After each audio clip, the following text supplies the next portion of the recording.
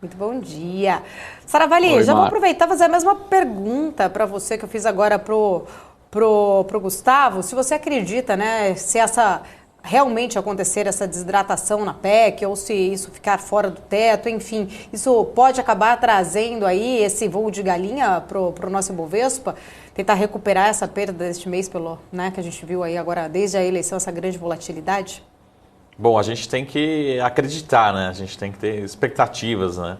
Só o tempo vai nos responder.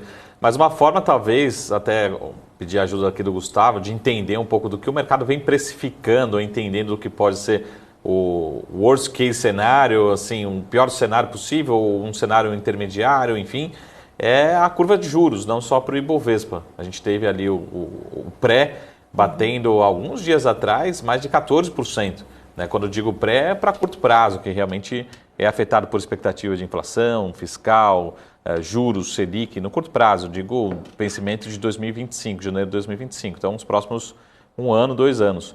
Né? Tudo muito rápido. Então, chegou a estressar muito, até eu cheguei a colocar na semana passada um pouco assim, uma brincadeira, não sei se é tão engraçado assim, mas é uma brincadeira que a gente falou, pô, é o Black Friday do pré-fixado, o que estão colocando no preço desse pré-fixado para acreditar que não só a taxa Selic não vai cair, mas tem a possibilidade de subir ao longo dos próximos 12, 18 meses. É isso que embutia os preços. E de uma semana para cá, alguns dias para cá, a gente começou a ver já esse pré mais próximo dos 13, ainda está bastante alto, né? Mas ainda 13, 13,15, mais ou menos nesse patamar. Então, acredita-se que realmente vá ser aprovada, como o Gustavo está falando, mas talvez de uma forma mais desidratada. Então a gente vê isso no câmbio, vê isso no Ibovespa, mas acho que a forma mais fácil de entender o tamanho da ansiedade, que foi a discussão que a gente teve aqui na semana passada, né?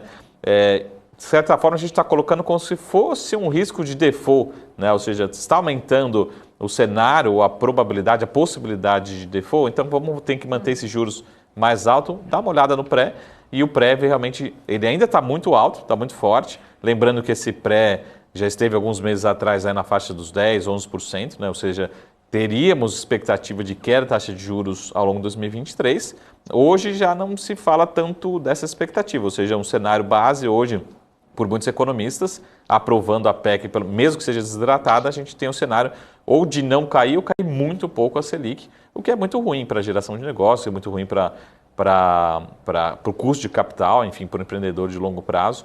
Isso é ruim para o país como um todo. Então, na minha opinião, acho que passa, né, mas o que o mercado está entendendo, o que está mostrando o preço, né, a precificação dos títulos públicos, é que vai ter uma desidratação, mas talvez, não sei se seja tão grande assim, e continua a preocupação em relação, talvez, a outros movimentos, né, possibilidade de reajustes reais, enfim, outras preocupações que pode continuar trazendo a dívida para cima. Então, essa é a preocupação para o longo prazo, e acho que o pré vem nos dizendo isso, né? Não sei se o Gustavo concorda ou não com a minha opinião, mas acho que o pré tem estressado muito e é uma das formas de entender o tamanho da preocupação de todos os investidores, todos que são aqueles credores, né, do governo de alguma forma, né?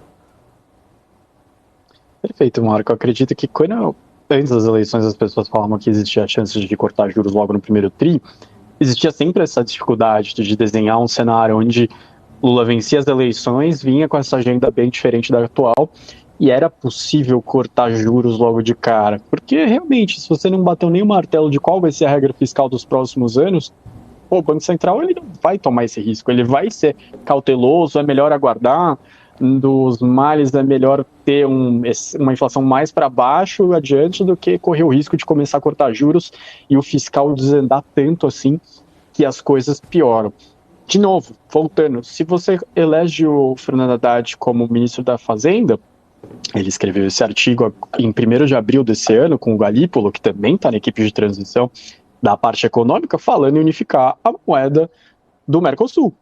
E o que daria essa moeda unificada? A gente pagaria a dívida da Argentina? A gente começaria a pegar todo esse caos da moeda argentina e desvalorizaria tanto assim a moeda brasileira? O que aconteceria? A gente importaria uma inflação gigantesca da Argentina via moeda unificada para o Brasil. Essa é uma ideia que passa na cabeça do possível ministro da Fazenda. Então, não vejo como vão surgir ideias muito positivas a princípio. Mas abaixo dele vão ter economistas bons. Ele escreveu um artigo com o Galípolo, que é alguém que está junto, que está pensando, que pode ser um presidente de um BNDES, eventualmente.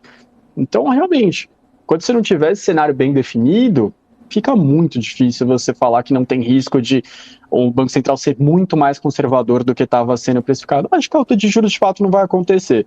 Mas o mercado toma essa cautela justamente porque pouca coisa está sendo colocada na mesa, de fato. Como que vai ser conduzido as coisas.